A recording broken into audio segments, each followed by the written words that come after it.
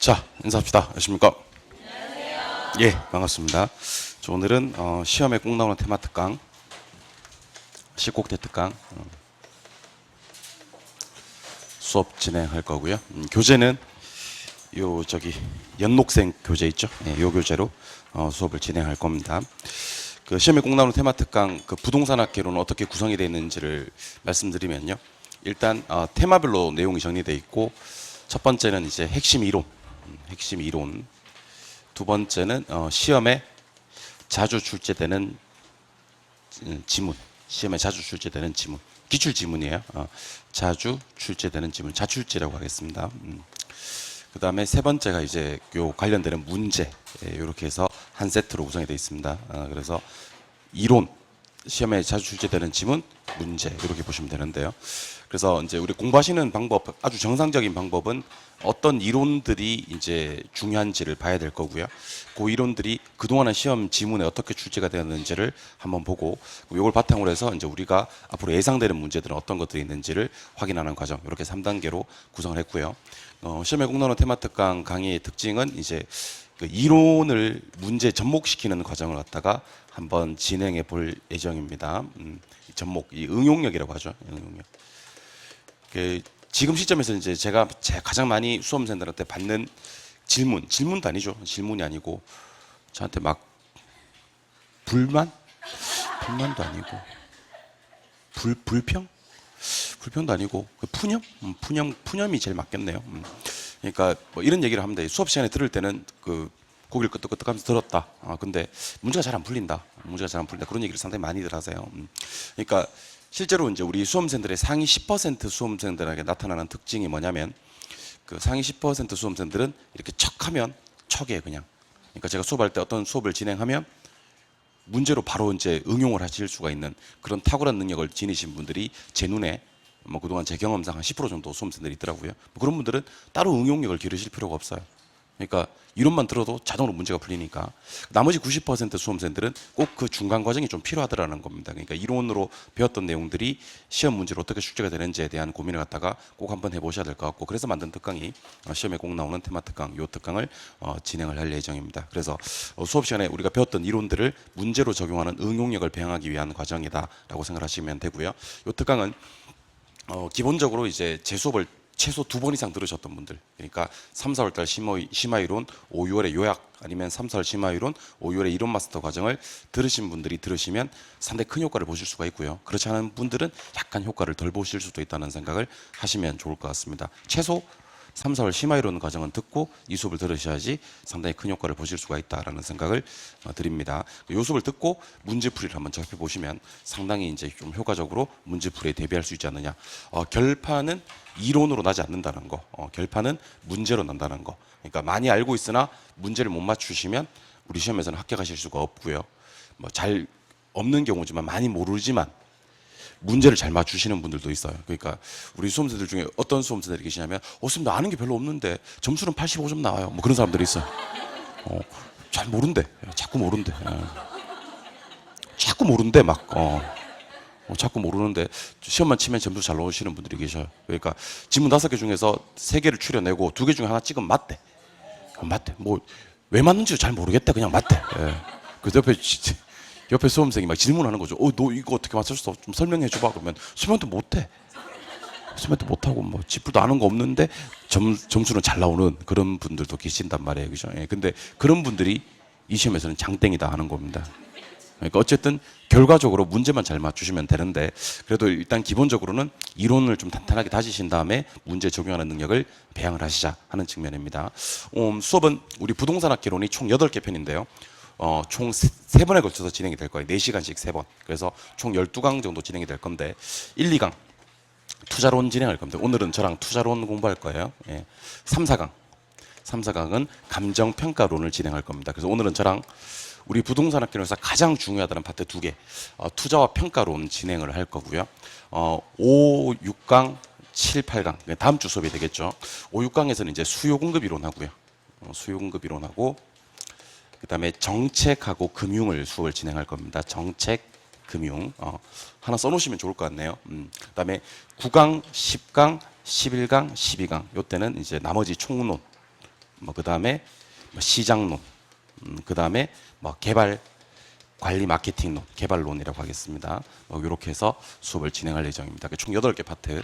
그래서 하나, 둘, 셋, 넷, 다섯, 여섯, 일곱, 여덟 이렇게 진행을 할 거고 총 3번에 끊어서 진행을 할 건데 1주차 수업은 투자평가, 2주차 수업은 수요공급과 정책금융, 3주차 수업이 총론, 시장론, 개발론 이렇게 해서 총 12강, 11강에서 12강 정도 진행을 할 예정이고 뭐 수업을 하다 보면 한 30분 정도 분량, 1시간 정도 분량이 약간 당겨지거나 뒤로 밀릴 수는 있습니다만은 요 패턴으로 수업을 진행할 거다 하는 생각을 하시면 되고 없으시겠지만 혹시 예습을 하실 분들은 여기 맞게 이제 예습을 해주시면 좋을 것 같다. 그러니까 쉬는 시간에 지난 주인가요? 한 분을 만났는데 막 예습을 하시는 분인 것 같아요. 그래서 자기는 민법을 갖다가 엄청 다른 부분을 예습을 하고 갔는데 민법 쌤이 다른 수업을 했대. 그래서 좀 허무했다. 뭐 그런 얘기를 하더라고요. 저한테 뭘 할 거냐? 막 얘기를 해달라. 그래서 제가 투자론하고 평가론 수업을 한다라고 그분한테는 말씀을 드렸었어요.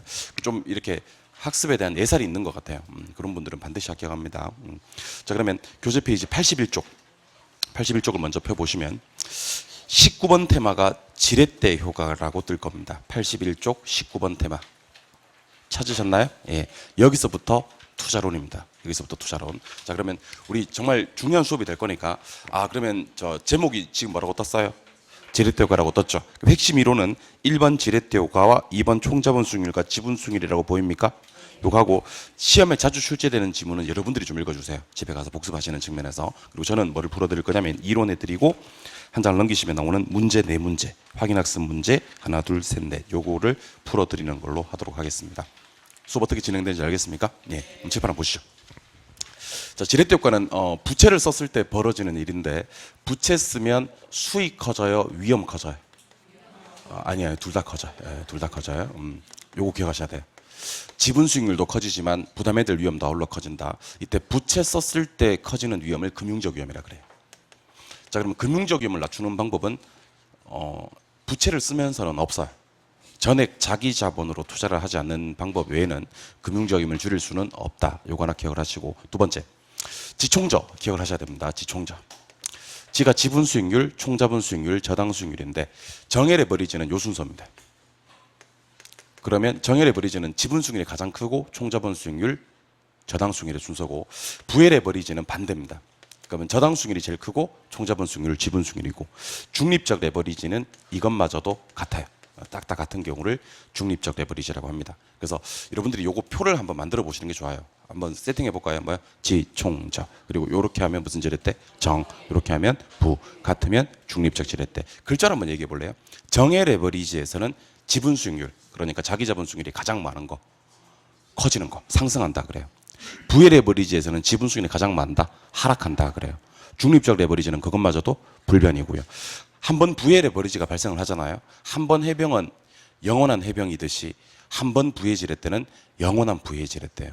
그러니까 아무리 비율을 조정하더라도요. 한 번 딱 부의 지렛대가 발생을 하면 정의 지렛대로 전환될 수는 없습니다. 그리고 제일 중요한 건 지분 수익률입니다. 지분 수익률 관한 공식은요. 내 돈의 수익의 이자예요. 내 돈에다가 수익을 넣고 이자를 빼면 돼요. 내 돈 수익 이자 하다가 상승분 하락분을 중간에 반영해 주면 돼요. 그래서 내 돈 수익 이자 상승분 하락분, 내 돈 수익 이자 상승분 하락분이 지분 수익률 관한 공식이고 혹시 부채 비율을 가지고 자기 자본 수익률 구하라는 문제가 나오게 돼요. 무슨 비율이요? 자, 부채 비율은 공식이 어떻게 되면 총 플러스 총 마이너스 저 곱하기 부채 비율 이렇게 해서 공식이 처리되거든요. 근데 이렇게 공부하지 마시고요. 계산 과정이 요게 1번이에요. 요게 2번이고요. 요거는 3번이에요. 그러니까 먼저 나와 있다고 해서 걔를 먼저 계산하시면 안 됩니다. 자, 그러면 제일 먼저 해야 될 행동은 부채 비율을 가지고 자기 자본 수익률 구하시오 하는 문제는 가로를 먼저 처리합니다. 뭐에다 뭘 뺀다? 총에다 저를 뺀다. 총에다 저 뺀 값에다가 뭐를 곱한다? 부채 비율을 곱한다. 부채 비율 곱한 값에다가 마지막에 뭘 더한다? 총을 더한다. 이런 건데 여러분들 제가 지금 방금 대부 비율을 했어요? 부채 비율을 했어요? 혹시 여러분들 대부 비율을 주면서 자기 자본 수익률 구하라는 문제는요. 내 돈 수익 이자만 하시면 돼요. 뭘 한다고요? 그러니까 대부 비율을 주면서 자기 자본 수익률 구하라 했을 때 내 돈 수익 이자 마시면 되고 부채 비율 나왔을 때만 총 플러스 총 마이너스 저 곱하기 부채 비율, 총 플러스 총 마이너스 저 곱하기 부채 비율. 제가 이걸 확인할 수 있게끔 문제는 충분히 준비했으니까 문제 보시면서 한 번 더 정리를 해보도록 할게요. 한 장을 넘겨 보세요. 한 장 넘겨보시면 82쪽에 확인학습 문제 1번 찾았습니까? 네, 82쪽에 확인학습 문제 1번. 지렛대 효과에 대한 설명이다. 가장 옳은 것을 찾아라 그랬습니다. 자, 그러면 일단 시험지에다가 뭐를 쓴다고 생각하시면 좋냐면 지총적. 한 번 더 써드릴게요. 지금 옆에 있는데 한 번 더 써드릴게요. 지총적 쓰고. 정헬의 버리지는 요순산입니까? 맞나요? 예. 그럼 요거 가지고 우리가 그 1번 지문하고 3번 지문을 한꺼번에 풀어봅시다. 1번 지문도 정이고 3번 지문도 정이니까. 맞아요? 예. 그럼 정은 지가 커요? 총이 커요? 지가 크잖아요. 그럼 틀렸죠? 예. 3번 갑니다. 3번. 정헬의 버리지는 총이 커요? 저가 커요? 총이 크잖아요. 총 큰 거 맞잖아요. 답은 3번이 되는 겁니다. 뭔 말인지 알겠죠? 그 시험지 쓴다는 생각을 하셔야 됩니다. 뭐를? 지총자를. 그럼 부의 지렛대가 2번에 있네, 그죠? 예, 부의 지렛대는 요것의 반대잖아요. 반대니까 부의 지렛대는 총이 커요, 저가 커요? 저가 큰데 총이 크다고 돼 있으니까 틀린 거잖아요. 4번에 정의 레버리지를 예상하고 투자를 해도요, 부채 비율이 커지면 경기 변동이나 금리 변동에 따른 투자 위험은 많다. 증가된다. 증가됩니다? 예. 증가됩니다. 위험은 무조건 커지는 거예요. 정의 레버리지를 예상하고 나발이고. 5번에 부의 레버리지 효과란 부채 비율이 커질수록. 자, 10번 보세요. 무슨 레버리지에서는? 부의 레버리지에서는 자기 자본 수익률이 가장 큰 거, 가장 작은 거. 가장 작은 거. 그래서 부의 레버리지에서는 부채 비율이 커질수록 자기 자본 수익률이 하락하는 것을 말한다라고 해야 되는 겁니다. 알겠죠? 정의 레버리지에서는 자기 자본 수익률이 가장 상승하는 게 맞는데 부의 레버리지에서는 자기 자본 수익률이 가장 하락하는 거, 그렇게 해야 되는 겁니다. 그래서 맞는 건 몇 번? 3번. 요거 여러분들 1분 안에 풀 수 있어야 됩니다. 오른쪽 페이지로 가볼게요. 오른쪽 페이지로 가시니까 2번 문제. 투자자 갑은 연간 10억 원의 순영업 소득이 예상되는 각각의 임대상가에 투자하려고 한다. 다음 조건에서 각 상가의 자기 자본 수익률을 계산을 하면 하는 문제인데요. 요 문제 푸는 방법, 내돈 수익 이자입니다. 뭐라고요? 자, 그러면 A 부동산 한번 볼게요. A 부동산은 내 돈이 얼마죠? 50억이라고 돼 있네요. 맞아요? 네. 수익이 얼마인가요? 아까 10억이라고 했었잖아, 위에. 맞죠? 이자를 빼려고 했더니만 빌린 돈이 없죠. 그러면 그냥 이게 자기 자본 수익률이에요. 50분의 10억이. 몇 프로죠? 20%. 이거 20% 하는 순간 답이 될 수 있는 건 몇 번 아니면 몇 번? 3번, 4번, 5번. 3번, 4번, 5번 중에 답이 나와야 됩니다. 예. 두 번째, B상가. B상가는 내 돈 수익이자 아닙니까? 자, 내 돈이 10억이네, 그죠? 예, 10억. 수익은 아까 10억이라 그랬잖아요. 이자를 빼야 되는데 빌린 돈이 40억이고 그 중에서 10%가 이자라 그랬습니다. 40억에 10% 얼마죠? 4억. 4억을 뺍니다. 그럼 6억인가요? 그럼 얘는 몇 프로? 60%가 되는 겁니다. 그럼 아까 몇 프로였고 20%였고 지금 60%였습니다. 맞죠? 예, 마지막 C상가입니다. C상가는 B상가랑 똑같아요. 내 돈이 얼마? 10억. 수익이 얼마? 10억. 이자는 얼마? 4억. 똑같은데 부동산의 가격이 올랐다 그랬나요? 예, 몇 프로? 4%. 부동산 얼마짜리죠? 50억짜리죠. 50억짜리 부동산이 몇 프로 오르면? 4% 오르면 플러스 얼마가 되죠? 2억이 됩니다. 맞아요? 예, 그러면 12억에서 4억을 빼니까 8억이 남죠. 예, 그럼 몇 프로? 80%가 되는 겁니다. 그래서 첫 번째 수익률은 20%, 두 번째 수익률은 60%, 세 번째 수익률이 80%, 이렇게 해서 20, 60, 80의 조합인 5번이 정답이 되는 겁니다. 그래서 제가 이 문제를 낸 이유를 알겠습니까? 예, A 부동산은 차입금이 없을 때는 내 돈 수익 이자 하려고 했더니만 그 이자가 없는 경우. 됐어요? B 부동산은 내 돈 수익 이자를 하는 경우. C 부동산은 내 돈 수익 이자의 상승분을 반영해 주는 경우. 상승분 반영할 때는 꼭 부동산이 얼마짜리인지를 보고 그 얼마짜리 부동산의 몇 프로 상승을 기억해 주시는 겁니다. 뭔 말인지 알겠죠? 예. 답은 5번이고요. 3번 문제. 아, 유명한 문제죠. A 부동산의 투자 수익률은 15%이고 대출 금리는 10%이다. 현재 활용하고 있는 대부 비율의 네모. 네모 있어요? 60%인데 만약 갑의 대부 비율이 또 대부 비율 네모 80%로 높아진다면 자기 자본 수익률은 몇 퍼센트 포인트 상승하는가? 그런 문제 있습니까? 예. 자, 여러분들 대부 비율이 문제가 나왔을 때는 어떻게 푸냐면요. 내 돈 수익 이자로 풀어요, 그냥. 뭐라고 푼다고요? 아까 제가 말씀드렸던 총 플러스 총 마이너스 저 곱하기 부채 비율 하는 공식은 부채 비율 나왔을 때 푸는 공식이고요. 대부 비율 나왔을 때는 그냥 내 돈 수익 이자로 풀어요. 그럼 칠판 보세요. 칠판 보세요. 자, 하기 전에 부동산에 투자했을 때 수익률이 몇 프로라고 돼 있어요? 15%? 금리는 10%. 근데 만약에 갑이 활용하고 있는 대부 비율이 원래 몇 퍼센트에서 50%, 60%에서 80%로 높아진다. 그런 말이 있습니까? 예. 그 여러분들 이 문제 진짜 쉬운 문제거든요. 내용만 알면. 자, 대부 비율이 시험에 났을 때는 내 돈 수익 이자를 하는데 전부 다 퍼센테이지로 나타났을 때는요. 퍼센트를 빼고 얘기를 합니다. 그러면 대부비율이 60이면 내 거 얼마? 그렇게 하는 거예요. 대부비율이 80이면 내 거. 수익은 똑같이 올려요. 몇 프로? 15. 15. 이자를 빼는데 60에 10%만큼 이자를 빼면 6을 빼는 거예요. 맞나요? 80에 10%만큼 이자를 빼면 8을 빼는 거고요. 그래서 저랑 심심하니까 10%부터 90%까지 대부비율 10%부터 90%까지 자기 자본 수익률을 다 구해드릴 테니까 한번 듣고 대답을 한번 해보세요. 대부비율이 10이면 90분의 15 마이너스 1 하면 돼요. 90분의 15 마이너스 1. 20이면요. 80분의 15 마이너스 2. 30이면 70분의 15 마이너스 3. 40이면 60분의 15 마이너스 4. 50이면 50분의 15 마이너스 5. 60이면 40분의 15 마이너스 6. 70이면 30분의 15 마이너스 7. 80이면 20분의 15 마이너스 8. 90이면 10분의 15 마이너스 9. 그런 식으로 처리하시는 겁니다. 요거는 계산기에다 대고 얼마 하면 되냐면 15에서 6 빼면 9 나오잖아요. 그죠? 9 나누기 40 딱 때려주면 돼요. 9 나누기 40 딱 때려주면 22.5% 나옵니다. 맞나요? 예. 두 번째는 15에서 8 빼면 얼마죠? 7. 7 나누기 20. 이것도 계산기로 한번 두드려 보시는 연습해야 됩니다. 0.35 나오거든요. 몇 프로? 35%. 그럼 대답 한번 해보세요. 대부비율이 얼마에서 얼마로 커지면? 60에서 85로 커지면 부채 자기 자본 수익률은 22.5에서 35로 커지잖아요. 그죠? 그래서 12.5% 포인트만큼이 상승한다. 그래서 정답은 12.5% 포인트 하여 답은 3번이 되는 겁니다. 반복하시면 돼요. 예. 4번 문제 갑니다. 총자본 수익률이 10%, 저당 수익률이 8%인 경우, 대부비율이 50%인 경우와 대부비율 50% 네모. 부채 비율이 50%인 경우, 부채 비율 네모. 그때 자기 자본 수익률을 각각 구하면 얼마인가 했습니다. 자, 숫자 살짝 바뀝니다. 집어 보세요. 숫자 살짝 바뀝니다. 대부비율이 몇 프로? 수익률부터 갑시다. 수익률이 몇 프로? 10%. 아까 15였는데 이게 10%로 바뀌네요. 그죠? 예. 금리는 몇 프로? 8%. 근데 대부비율이 원래 몇 프로? 50%. 이렇게. 요때 자기 자본 수익률을 구하라 그랬습니다. 대부비율이 시험에 나오면 내 돈 수익 이자로 푼다 그랬죠? 한번 해보죠. 내 돈이 얼마죠? 50이고요. 수익이 10. 이자를 빼야 되는데 5, 8에 4. 4가 빠집니다. 그러면 얼마? 6 나누기 50 드립니다. 6 나누기 50 계산기 두드려 보면 0.12. 몇 프로? 12%. 그럼 일단 답 될 수 있는 게 몇 번 아니면 몇 번? 1번 아니면 1번이네. 끝. 예, 끝. 답은 1번. 12%가 얘밖에 없네. 근데 우리는 연습이니까 부채비율도 한번 구해봅시다. 자, 부채비율로 자기 자본 수익률 구하는 공식을 알려드릴게요. 자, 7번 보세요.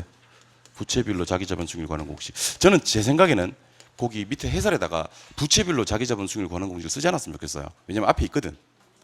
못 외웠으면 앞에 가서 찾아보고 오는 거지. 아, 있는지 확인시켜 드릴게요. 그 81쪽에. 81쪽에 가시니까 핵심 이론이라고 돼 있습니까? 핵심 이론의 2번에 동그라미 2번. 2번에 동그라미 2번에 보시니까 지분 수익률은 내 돈 수익 이자 돼 있습니까? 그 밑에 보니까 무슨 수익률은? 지분 수익률은 총 플러스 총 마이너스 저 곱하기 부채 비율 이렇게 돼 있죠. 예. 그러니까 공식은 앞에 다 있을 테니까 여러분들은 칠판만 보시죠. 총 플러스 총이 10이거든요. 10 플러스 10에서 8을 빼보세요. 저당 수익률 빼보세요. 그럼 2지. 맞아요? 부채 비율이 몇 프로? 50%라는 얘기지. 근데 이 문제 푸는 방법은요. 요걸 제일 먼저 계산합니다. 총 마이너스 저를. 10에서 8 빼면 얼마? 2. 그리고 두 번째는 요걸 곱해주는 겁니다. 2에다가 50% 때리면 얼마? 1. 1에다가 10 더하면 얼마? 11이 되는 겁니다. 그래서 이때는 자기 자본 수익률이 11%가 되는 거지. 그래서 대부비율이 50%일 때는 자기 자본 수익률이 몇 프로였지만 11%였지만 부채비율이 50%일 때는 자기 자본 수익률이 11%. 그 정답은 순서대로 12%와 11% 이렇게 하시면 됩니다. 제 생각에는 지렛대 효과는 이론 문제로 나올 가능성이 많아요? 계산 문제로 나올 가능성이 많아요? 여러분들 지금 문제 몇 개 나왔는데 4개 나왔는데 3개가 계산이에요. 그럼 앞에서 강의하는 사람이 예상하기로는 지렛대 효과는 계산 문제로 나올 확률이 훨씬 많고요. 혹시 계산 문제를 대비하고 싶다면 요 3문제를 푸시면 계산 문제로 완벽하게 대비가 된다는 얘기입니다. 알겠죠? 다른 데 기웃대지 마시고 이것만 열심히 하셔도 됩니다. 됐어요? 한 장 넘기십니다. 한 장 넘기시면 부동산 투자의 위험과 수익이라는 표현이 나옵니다. 위험과 수익. 찾으셨나요? 예. 그럼 칠판 보시고 저랑 위험과 수익에 관한 심도 깊은 대화를 한번 나눠보도록 하죠. 상당히 축약된 이론 정리를 할 거니까 칠판 보셔야 될 것 같습니다. 일단 이거 하셔야 돼요. 이거. 수익을 측정하는 지표가 있고요. 위험을 측정하는 지표가 있는데 수익을 측정하는 지표는 기대 수익률하고 평균이 있습니다. 기대 수익률하고 평균. 근데 이제 기대 수익률이 계산 문제로 잘 나오거든요. 기대 수익률 어떻게 구하는데요? 그러면 곱해서 더하면 돼요. 곱해서 하면 된다. 그래서 각각의 확률과 각각의 수익률을 곱해서 더하면 된다. 위험을 측정하는 지표가 분산, 표준 편차, 그리고 이제 변이계수가 있습니다. 근데 변이계수는 제가 방금 위험을 측정하는 지표라고 했는데 얘는 그냥 위험이 아니라 수익을 고려한 위험의 크기입니다. 어쨌든 이 크기가 클수록 좋을 것 같아요? 작을수록 좋을 것 같아요? 작을수록. 위험은 많을수록 좋으니까. 작을수록 좋으니까. 그래서 좀 이따가 이제 우리가 변이계수가 3개 뜨는 거예요. A는 변이계수가 1.1, B는 변이계수가 1, C는 변이계수가 0.9. 그러면 A, B, C 중에 제일 좋은 건 뭡니까? 그러면 C. 변이계수는 뭘 측정하는 거니까?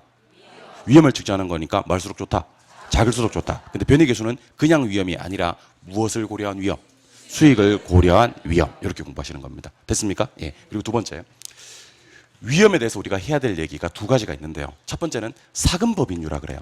사금법인율 이렇게 얘기를 하고요. 두 번째 우리가 위험 가지고 얘기해야 될 게 총위험이라고 해서 체계적 위험과 비체계적 위험입니다. 자, 그럼 출발 한번 해보겠습니다. 사업상의 위험은 시운 이치 해서요. 시장 위험, 운영 위험, 위치적 위험을 얘기하는 겁니다. 그러니까 시운 이치, 사업할 때는 시운 위치에 있어야 돼 이렇게 암기하는 거죠. 부채 잘못 썼을 때 하게 되는 위험이 금융적 위험입니다. 그럼 금융적 위험을 없애는 방법은 전액 자기 자본으로 부채를 안 쓰는 방법밖에 없다 그랬어요. 정부 정책이 변하는 걸 뭐라고 부르고 법적 위험. 인플레 때문에 사람들은 떨어진 화폐 가치에 대응해서 자꾸 더 달라 그래요. 그럼 대출 기관들은 이자를 더 달라고 할 거니까 고정금리, 변동금리를 선호할 거고 투자자들은 수익을 더 달라고 할 거니까 요구 수익률이 하락한다, 상승한다, 상승. 그래서 인플레가 예상될 때는 대출자들은 변동이자를 선호하고 투자자들이 요구하는 수익은 상승한다. 이렇게 공부하셔도 되고 자꾸 더 달라고 한다.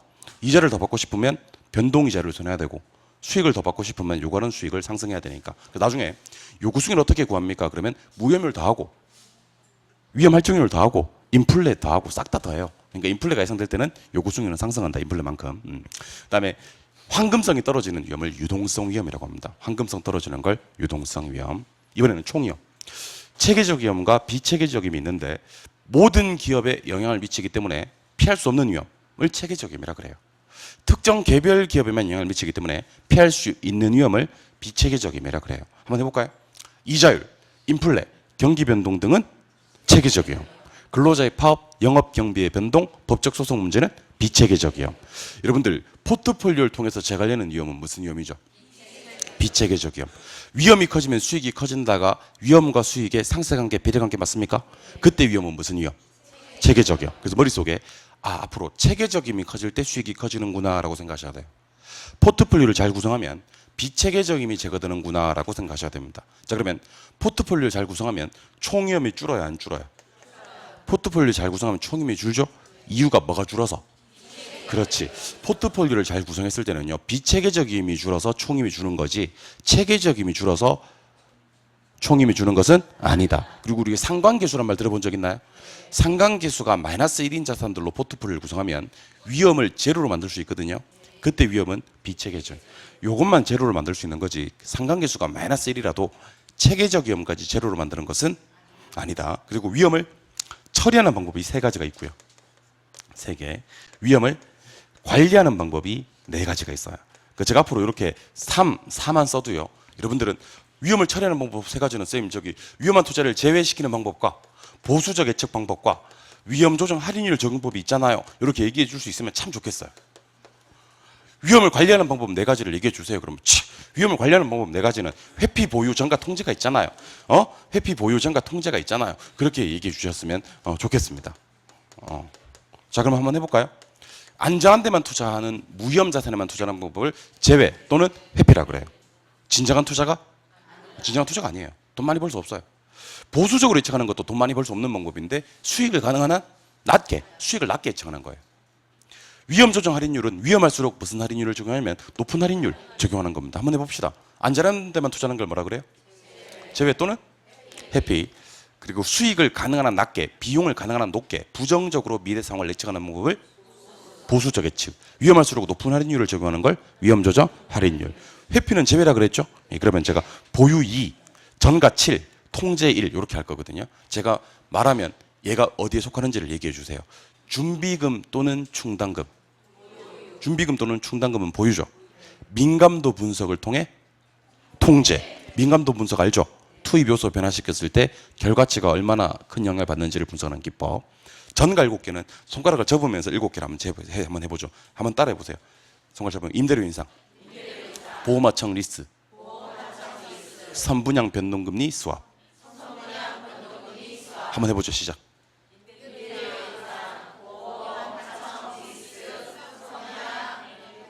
변동금리 수합. 이렇게. 그러니까 여러분들 저기 독서실에서 암기하는 것보다는요, 제가 이렇게 도끼 눈을 앞에서 뜨고 있고 빨리 접어봐 하고 위에서 쳐다보고 있고 이렇게 암기력이 훨씬 향상됩니다, 여러분들. 그러니까 혼자 암기하면요, 자기 자신한테 너무 느긋한 자체를 들이댄단 말이야. 그래서 뭐 암기해도 그만 안 해도 그만. 왜냐면 나밖에 모르니까. 나밖에 모르고 자기가 또 암기했다고 착각할 수도 있고. 근데 제가 앞에서 지켜보고 있고 암기 7개 얘기해 주세요. 이게 암기력은 훨씬 더 향상됩니다. 그러니까 제가 암기해 줄 때 같이 하는 게 좋아요. 알겠죠? 이번엔 저는 이거 한번 해보죠. 지금까지가 위험이었습니다. 위험. 자, 그러면 위험은 분산 표준편차 변이계수로 측정하고 작을수록 좋습니까? 사금 법인료 위험과 총위험에서 체계적 위험과 비체계적 위험이 있습니까? 위험을 처리하는 방법 3가지와 관리하는 방법 4가지를 아시겠습니까? 이번에는 수익갑니다. 수익의 종류는 기대 수익률이 있고 요구 수익률이 있고 실현 수익률이 있는데, 실현 수익률은 투자 판단의 기준으로 못 써요. 기대와 요구만 비교하는데 제가 물으면 얘기 좀 해주시죠. 예상 수익률로서 내부 수익률은 뭔가요? 이거 기대 수익률인가요? 예. 네. 그 다음에 저기 기회 비용으로서 할인율이며 위험 조정률이고 투자자마다 요구하는 정도가 좀 다르거든요. 그래서 저기 주관적인 건 뭐죠? 요구 수익률인가요? 예. 네. 그러면 여러분들 배운 것도 대답 한번 해보세요. 기대 수익률은 어떻게 구해요? 곱해서 더한다 이렇게 하시는 거예요. 요구 수익률은요, 자 따라해 보세요. 신나게 더하다가 가치 상승분 빼준다. 그러면 뭘 더할지는 묻지 마시고 신나게 더하시는 거예요. 자, 지금부터 요구 수익률 구할 겁니다. 무위험률 어떻게 할까요? 다 하세요. 위험 할증률은요? 아씨 더 하세요. 인플레는요? 아씨 더하라니까. 그러다가 가치 상승분만 빼주면 돼요. 근데 가치 상승분이 최근 10년간 단 한 번도 나온 적이 없어요. 그러니까 나오면 빼는데, 가치 상승분이 나오면 빼는데 최근 10년 동안 한 번도 안 나왔어요. 그러면 요구 수익률은 신나게 더해주기만 하면 되는 거지. 무위험률 뭐하고? 더하고. 위험 할증률 더하고. 인플레 더하고. 물론 안 나오겠지만 나온 다음에 가치 상승분 한번 빼주고 그렇게 하는 겁니다. 뭔지 알겠죠? 예. 그리고 이거 한번 해봐야죠. 정말 중요한 거 할 건데, 기대 수익률이 큰 경우도 있죠. 요구 수익률이 큰 경우도 있죠. 이거라도 우리는 단기라 그래요. 단기. 단기에는 기대와 요구가 불일치할 수 있다. 근데 장기적으로는 얘들이 일치하면서 균형을 이룬다 그래요. 균형을 이룬다. 그러니까 기대와 요구가 같아지는 걸 투자 균형을 이룬다고 얘기를 하는 건데, 기대가 크든 기대가 작든 마지막에는 균형을 할 거 아닙니까? 근데 균형으로 가는 게 요구 수익률이 움직여서 균형으로 가는 게 아니란 말이야. 그럼 뭐가 움직여서 균형으로 가냐면 기대 수익률이 움직여서 균형으로 간단 말이야. 근데 기대가 클 때는 기대가 크다고 나와. 근데 기대가 작을 때는 기대가 작다고 안 나와. 그럼 뭐가 크다고 나오냐면 요구가 크다고 나와. 그럼 시험에서는 자꾸 크다고만 나와. 기대가 크다, 요구가 크다. 근데 어쨌든 마지막에는 뭘로 간다? 균형으로 간다. 그럼 대답하세요. 기대가 지금 커. 균형을 할 거 아니야? 그럼 기대는 점차 무엇해준다? 가락해준다. 그래야 균형으로 가니까. 요구가 크다. 그럼 기대가 작다는 얘기잖아. 그럼 기대는 점차 무엇해서? 상승해서 균형으로 간다. 근데 이게 시험장을 나와서 이게 그 문제인지 안다니까. 여러분들 그런 시가 있습니다. 꽃이 지고서야 봄인 줄 알았네. 뭐 그런 시가 있습니다. 있다 왜. 시험장을 나와서야 이게 점차 문제였구나 라는 걸 안다는 거지. 그래서 여러분들은 기대 수익률 뒤에 점차라는 문제가 있으면, 점차라는 단어가 있으면 이거는 투자 균형으로 가려는 문제니까 재빨리 아마 한 줄 위일 거예요. 한 줄 위로 올라갑니다. 그래서 처음에 출발이 기대가 크게 출발했으면 기대는 점차 하락할 거고, 요구가 크다는 말은 기대가 작게 출발했으니 기대는 점차 상승할 거다. 어디까지? 균형까지. 그걸 꼭 좀 기억해 주시기 바랍니다. 알겠죠? 이번에는 투자 가치와 시장 가치로 보도록 하겠습니다. 질문 보세요. 투자 가치와 시장 가치. 그러니까 그 10국대 수업을 들으면서, 특강을 들으면서 선생님 좀 빨라요, 좀 천천히 해주세요 이런 분들이 계신데, 여러분들 저기 내가 천천히 하면 하향 평준화돼요. 여러분들이 제 속도에 맞춰 주셔야지 상향 평준화돼요. 근데 이제는 좀 점수를 상향할 때가, 지금은 우리가 점수를 상향시켜야 될 때입니다. 알겠죠? 그러니까 그렇게 생각을 하시고 제 속도에 좀 맞춰 주시기 바랍니다. 자, 잘 보세요. 투자 가치라는 게 있어요. 투자 가치는 주관적이고 사용했을 때 값어치예요. 시장 가치라는 게 있어요. 요거는 객관적이고 교환했을 때 값어치예요. 그 투자 가치가 시장 가치보다 클 때 투자를 합니다. 근데 투자 가치 관한 공식이 순수익을 요구 수익률로 나눈 값이에요. 순수익을 요구 수익 나눈 값. 근데 요구 수익률을 세 글자로 뭐라고 하냐면 할인율이라 그래요. 요구 수익률 할인율은 유명합니다. 특히 지금 이런 얘기를 하게 돼서 참 흥분되기도 한데요. 우리가 저 뒤에 가시면 할인을 쓰는 상당히 유명한 투자 방법이 있습니다. 그게 바로 할인현금 수지 분석법입니다.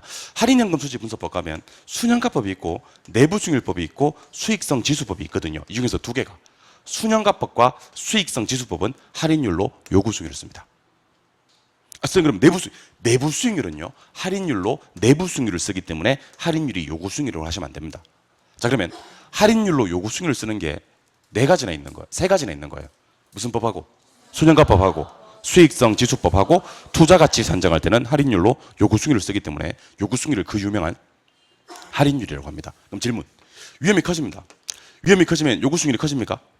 위험과 수익은 비례관계니까 그 말은 높은 할인율이 적용됩니까? 그럼 투자 가치는 어떻게 됩니까? 떨어집니다. 그래서 위험할수록 높은 할인율이 적용되고 요구 수익률이 상향 조정되어서 투자 가치는 하락한다라는 생각을 하셔야 됩니다. 근데 아까 제가 요구 수익률이 객관적이랬어요, 주관적이랬어요? 주관적. 사람마다 요구하는 수익은 각기 같다 다르다. 여러분들 저를 보고 대답하세요. 그동안 높은 수익, 높은 위험에서 투자해 오던 사람들은 투자 성향이 보수적이야, 공격적이야? 공격적이지. 그동안 낮은 수익, 낮은 위험에 투자해 오던 사람들은 투자 성향이 보수적이지. 그 두 사람한테 동일한 위험을 던졌을 때 그 위험이 보수적이냐 공격적이냐에 따라서 정도가 다르다는 거예요. 그래서 제가 그래프를 그려드릴 테니까 칠판 한번 보세요. 여러분들 세로축은요 항상 수익이에요. 가로축은 항상 위험이고요. 근데 여러분들 방금 배워서 알겠지만 위험을 전혀 감수하지 않더라도 요만큼의 수익을 얻을 수 있으니 그건 요거 무협률입니다. 무협률만큼은 위험을 제로보다 많아도 요구할 수 있습니다. 근데 무협률은 시간을 흘려보내야 돼요. 그 무협률은 뭐 대가로 주는 수익? 시간 대가로 주는 수익입니다. 그 다음부터는 위험이 커지면 수익이 커집니까? 그 위험과 수익은 비례 반비례. 비례 한 글자로. 정을 보로. 플러스를 그래프상에 표시하면 우상향. 참 잘하네. 됐어 이제. 다시 한번 해볼게요. 잘하네 오늘. 컨디션 좋은가 봐 오늘. 저 위험과 수익의 관계를 두 글자로. 또 못하네 갑자기. 했던 걸 한 번 더 하면 되는데. 이상한 분들이에요. 변덕이 죽을 듯 하지. 그러니까 내가 보니까 대답해주고 싶을 때 주는 것 같아. 예. 하기 싫을 때는 막 일부러 막 어긋나 버릴 때 하고 막 어긋나고 막 그래. 위험과 수익은 두 글자 비례죠. 비례는 정이죠. 정은 플러스죠. 그래프상 표시하면 우상향. 우상향이니까 뭐 얘도 이렇고 얘도 이렇고 얘 둘 다 우상향 맞죠? 근데 이게 갑이고 얘가 을인데 을은 좀 공격적이에요. 갑이 좀 보수적이고. 두 사람한테 동일한 위험을 던졌을 때 공격적인 놈들은 10만 원만 줘도 그 위험 부담하겠다고 얘기를 합니다. 근데 갑은요 1억을 줘야 그 위험 부담하겠다고 얘기를 해요. 그러니까 동일한 위험에서 보수적인 놈들이 오히려 더 많은 수익을 요구합니다. 얼마 정도 더 많은 수익을 요구하냐면 9,990만 원에 더 많은 수익을 요구합니다. 공격적인 놈보다. 그러니까 위험을 싫어할수록 더 많이 요구하는 거죠. 같은 위험을 부담할 때. 위험을 좋아할수록 같은 위험을 부담할 때 더 적은 수익을 요구합니다. 그러면 위험 좋아하는 공격적인 놈들은 기울기가 어때요? 완만하고. 근처에서 놀아. 위험 근처에서. 위험을 싫어하는 보수적인 놈들은 기울기가 가파르다. 많이 벗어나려고 한다라고 기억하시면 됩니다. 그래서 결론 소개하겠습니다. 동일한 위험에서 공격적인 투자들은 요구하는 대가가 낮고 기울기도 완만합니다. 보수적인 애들은 요구하는 대가가 높고 기울기도 가파릅니다. 더 요구한다는 게 기울기가 가파른 거고요. 덜 요구한다는 게 기울기가 완만한 거예요. 알겠죠? 누가 더 요구하냐면 보수적인 애들이 더 요구하고요. 공격적인 애들은 덜 요구한다. 여기까지가 한 세트입니다. 공부했던 거 구경 좀 합시다. 자, 우리 지금 수익과 위험에 대해서 공부하고 있습니까? 수익을 측정하는 지표 아세요? 특히 기대 수익률을 어떻게 구하는지 아세요? 알겠어요. 위험을 측정하는 지표 세 가지 있는 거 아세요? 특히 변이계수는 뭐 분의 뭔지도 아셔요? 예, 됐어요. 위험의 종류 5가지, 사금, 법인류 해서 그 위험이 각각 무엇을 의미하는지 아세요? 총위험에서 2개, 체계적 위험과 비체계적 위험에 대해서 알고 계세요? 위험을 처리하는 방법 3가지와 위험을 관리하는 방법 4가지, 그중 전가하는 방법 7가지를 알고 계십니까? 수익의 종류는 기대 수익과 요구 수익이 있는데 얘가 같은 말로 예상 수익률이고 내부 수익률인 거 아세요? 얘가 같은 말로 기회비용, 뭐 할인율, 위험 조정률, 뭐 주관적 이런 말 아세요? 얘가 크고 얘가 컸을 때 투자 균형으로 가는 과정에 대해서 알고 계세요? 이거 어떻게 구하는지 아세요? 신나게 더 하다가 가치 상승분은 빼준다. 뭐 그런 거. 그다음에 투자 가치와 시장 가치 중 투자 가치가 클 때 투자하는데 위험한 투자일수록 높은 할인율이 적용되기 때문에 투자 가치는 떨어진다. 이것도 기억하셔야 되고. 위험을 좋아하는 공격적인 애들은 적게 요구하고 기울기도 완만하지만 위험을 싫어하는 보수적인 애들은 많이 요구하고 기울기도 가파르다. 요거 관련해서 저랑 문제 한번 풀어보겠습니다. 교재 페이지 88쪽으로 합니다. 88쪽에 확인학습 문제가 나옵니다. 5개 나올 건데요. 5개를 지금부터 저랑 풀어보도록 하겠습니다. 1번. 부동산 투자의 위험과 수익에 관한 설명 중 옳은 것을 찾아라 그랬습니다. 자, 지금 혹시 지금 요 특강 안 듣고 혼자 공부하겠다고 독서실로 어디 도서관으로 어디로 산으로 들로 절로 가신 분들한테는 꼭 문자 보내서 두째 시간부터는 듣게 하세요. 듣는 게 나아요. 저 혼자 4시간 정리하는 것보다는 저랑 같이 정리하는 게 훨씬 낫습니다, 여러분들. 알겠죠? 경험칙상 그래요. 그러니까 뭐 혼자 정리하고 같이 정리하고 그거는 여러분들 의지겠지만 혹시 잘못된 판단을 하실까봐 제가 드리는 말씀이에요. 같이 하는 게 낫습니다. 정리도 제가 해드리는 게 낫지 혼자 정리하면 이거 여러분들 20분짜리 10분짜리가 아니라 혼자 정리하면 이것만 2시간 3시간 동안 보고 앉았습니다. 그럼 그 2시간 3시간 보고 앉은 사람도 물어보면 또 잘 몰라 또. 몰라서 그게 문제라는 거지. 보긴 봤어. 확실히 보긴 봤어. 보는 건 난 내가 눈으로 목격도 했고 근데 잘 몰라. 잘. 자, 1번 갑니다. 부동산 투자의 위험과 수익에 관한 설명이다. 옳은 것을 찾아라 그랬는데 1번. 투자 부동산을 현금으로 전환하는 과정에서 발생하는 시장가치 손실 가능성. 이 말은 환금성이 떨어진다는 얘기입니다. 환금성이 떨어지는 위험은 사금법인류 중 유동성 위험입니다. 금융적 위험은 부채를 잘못 썼을 때 하게 되는 위험을 말하며 여기서는 유동성 위험이 와야 합니다. 틀렸죠? 2번. 장기 인플레이션이 예상되는 장래 인플레이션이 예상되는 경우 대출자는 변동이자를 대신 고정이자로 대출하기를 선호한다. 아닙니다. 위험 인플레가 예상되는 경우에는 화폐 가치가 하락하는 위험이 발생하기 때문에 대출자들은 고정이자율 대신 변동이자로 대출하기를 선호한다. 그래야 됩니다. 3번. 위험과 수익은 비례관계 맞습니까? 이거는 맞는데 위험과 투자 가치도 비례관계에 있다. 자, 보세요. 아까 제가 투자 가치 구하는 공식은 순수익을 요구 수익으로 나눈 값이다 했던 거 기억납니까? 근데 위험이 커지면 요구 수익률이 커지나요? 그래서 위험과 요구 수익은 비례관계가 맞습니다. 근데 위험이 커지면 높은 할인율이 적용되기 때문에 투자 가치는 떨어지잖아요. 그러니까 위험이 커지면 투자 가치는 어떻게 되는 거예요? 떨어지는 거예요. 그래서 위험과 수익은 무슨 관계지만? 비례지만 위험과 투자 가치는 반비례 관계에 있다. 앞에 건 비례가 맞는데 투자 가치는 반비례 관계가 있어요. 위험이 할수록 투자 가치는 떨어지니까. 3번도 틀렸어요? 예. 4번 갑니다. 동일한 위험 증가에 대해서 보수적 투자자 얘들 번지점프대에 올려놓으면 얼마 달래? 1억 달래요? 그러면 공격적 투자자보다 더 높은 수익을 요구하게 되는 거 맞습니까? 오케이. 답은 4번이고요. 그래서 얘들은 기울기는 가파르다 완만하다. 하나 더 적어 놓으세요. 가파르다까지. 더 높은 수익을 요구하고 기울기는 가파릅니다. 그리고 5번 지문을 좀 빨리 푸는 방법은요. 보통 2번째 줄에 나오는데 2번째 줄에 보시니까 기대 수익률은 점차라는 단어가 뜹니까? 예. 기대 수익률 점차라는 단어가 뜨면 이건 투자 균형 문제예요. 재빨리 앞에 기대가 컸는지 요구가 컸는지 보고 오셔야 됩니다. 첫 번째 줄에 보시니까 요구 수익률이 기대 수익률보다 크다는 말이 있습니까? 아니 요구가 크면 기대가 작다는 얘기잖아요. 그럼 한 줄 내려와서 기대가 점차 무엇 해줘야?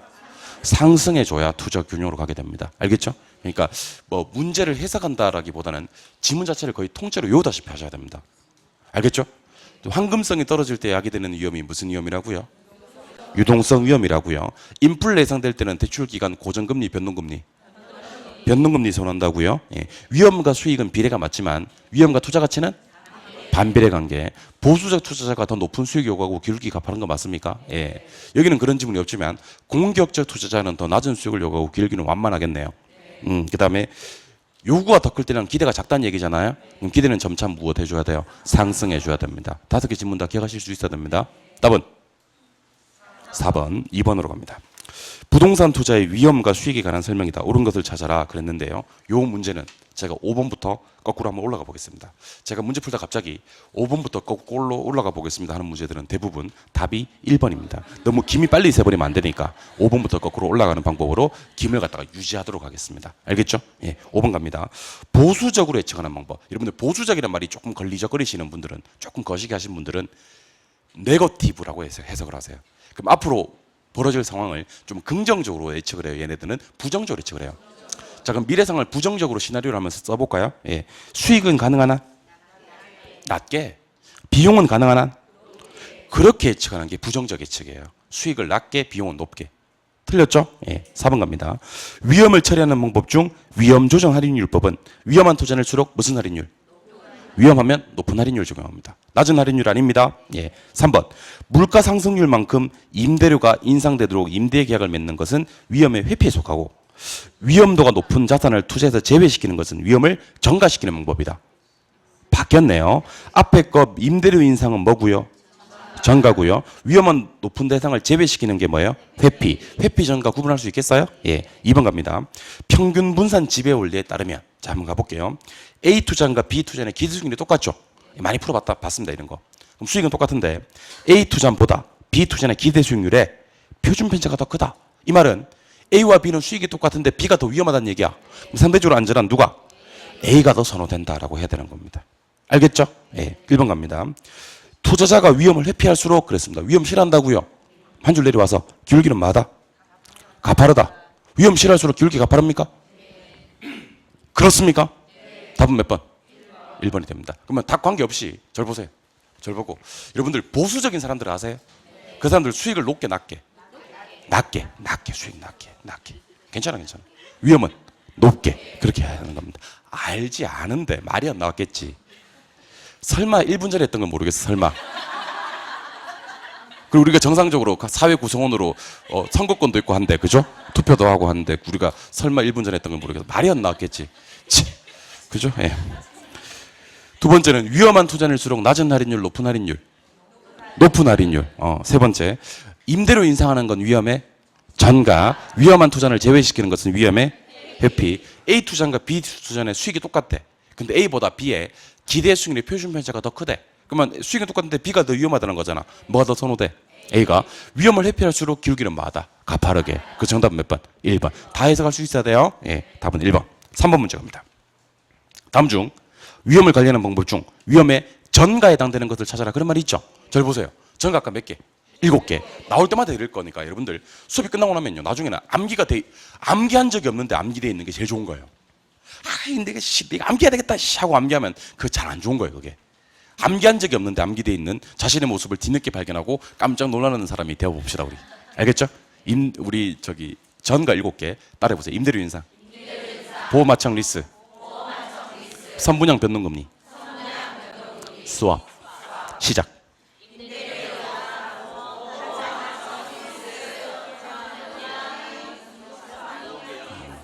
됐습니다. 예. 마른 수건을 짜는 듯한 느낌. 물은 안 나오는데 마른 수건을 짜는. 손이 아프고 막 그죠? 예, 그런 느낌이 드네.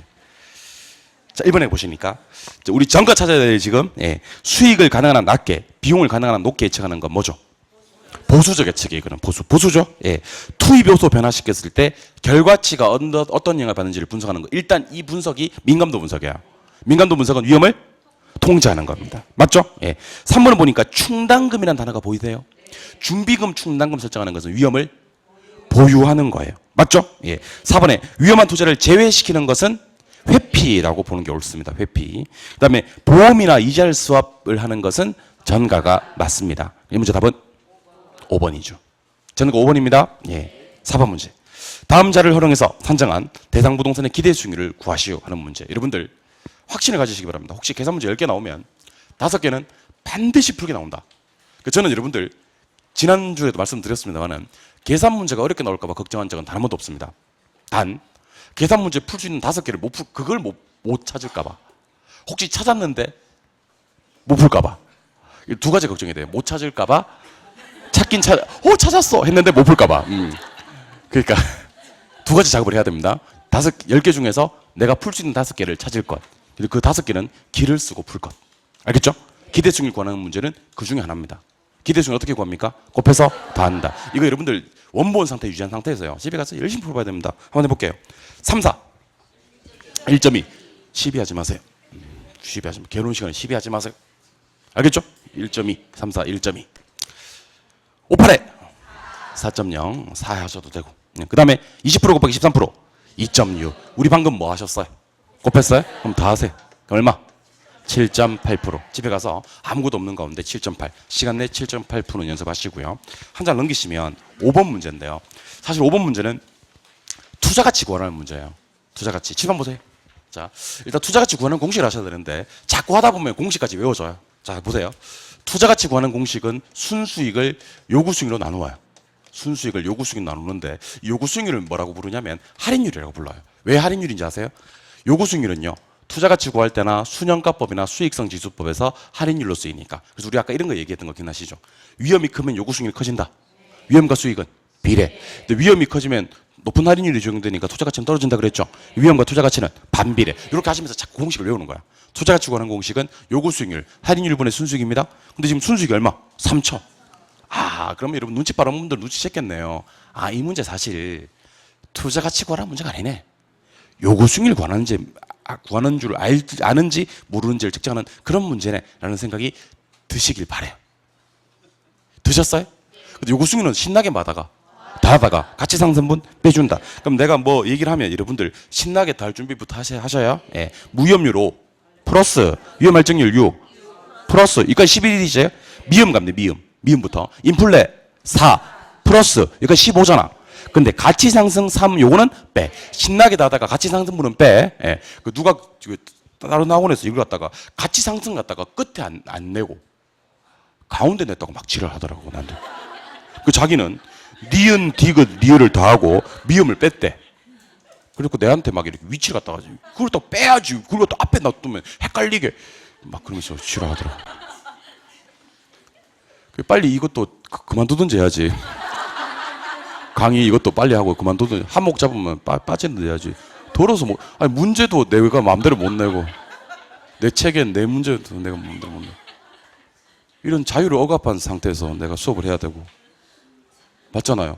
자유민주주의에서 가치상승분을 앞에 냈다고 막 지랄하고. 아무튼 다 하고 가치상승분 빼줍니다. 몇 프로죠? 12%. 그러니까 이런 건 계산기 때리는 게 제일 좋아요. 3천만 원 나누기 12%딱 때리면 2억 5천만 원 딱 듭니다. 정답 몇 번? 1번이 됩니다. 되셨나요? 예. 수업 어떻게 진행하는지 알겠습니까? 예. 저 다시 해보세요. 지금까지 수업했던 거 복습 한번 시켜드리겠습니다. 지렛대 효과는 그냥 들으시면 돼요. 지렛대 효과는 지총저 해가지고요. 정헬에 버리지는 요래, 부헬에 버리지는 요래, 같으면 중립적 지렛대가 됩니다. 정헬에 버리지는 자기자본 수익률이 가장 상승. 부헬에 버리지는 자기자본 수익률이 가장 하락. 부채를 쓰는 순간 수익만 커지는 게 아니고 위험도 같이 커진다. 자기자본 수익률 구하라는 문제는 돈이 나오거나 대부 비율이 나오면요. 대부 비율. 내 돈 수익이자 하면 돼요. 상승분 하락분 반영해주고. 근데 부채 비율이 나오면 총 플러스 총 마이너스 저 곱하기 부채 비율. 요거 한번 나올 수도 있을 것 같아요. 총 플러스 총 마이너스 저 곱하기 부채 비율인데 총 마이너스 저를 먼저 계산해 줍니다. 부채 비율을 두 번째로 곱해줍니다. 총은 제일 마지막에 더해줍니다. 요걸 기억하시고. 부동산 투자의 위험과 수익을 해봤는데요. 위험을 측정하는 지표 분산 표준편차 변이계수가 있다는 걸 아셔야 됩니다.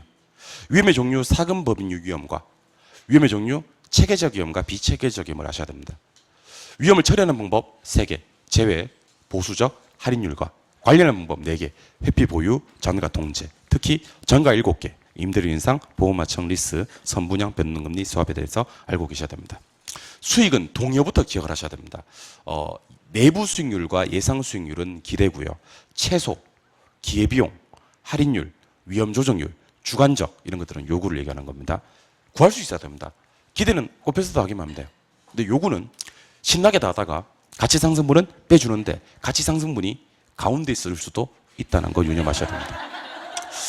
기대가 클 수도 있고 요구가 클 수도 있고 막 그래요. 근데 장기적으로는 균형으로 가거든요. 근데 기대가 컸을 땐 기대가 점차 하락해서, 기대가 작았을 땐 기대가 점차 상승해서 균형으로 간다는 것과, 투자 가치와 시장 가치를 비교했을 때는 투자 가치가 클 때 투자하거든요. 근데 투자 가치 구하는 공식이 순수익 나누기 요구 수익률이에요. 요구 수익률은 세 글자로 할인율 그러고, 위험이 클수록 요구 수익률이 커져요. 높은 할인율이 적용되거든. 그 위험과 수익은 비례인데 위험이 클수록 높은 할인율이 적용되면서 투자 가치는 떨어지거든.